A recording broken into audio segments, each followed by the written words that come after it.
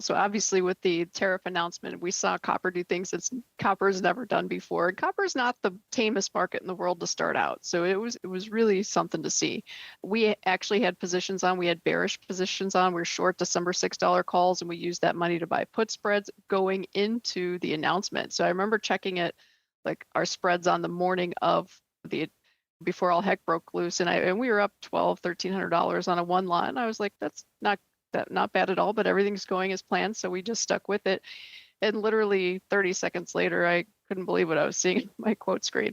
So the greatest part about trading options on CME products is a lot of them have micro futures. And so what we were able to do is, I just mentioned, we're short $6 calls, and obviously those, I think we originally sold them for 11 or 12 cents, and they exploded in value. They were worth 40, 50 cents at one point, but they never actually came in the money. And what we did was we bought a couple of futures against them to delta out our spread, and we're still sitting with it. I actually still believe it or not.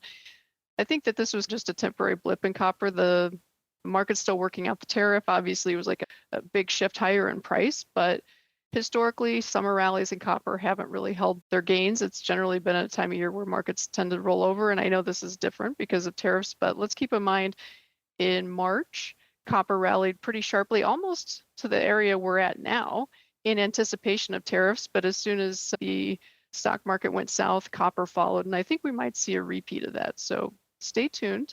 But the volatility is really high. The options are, as you mentioned, they used to be very illiquid. The last, let's say 3 or 4 years, CME's brought in some market makers, and they've actually been really nicely tradable product.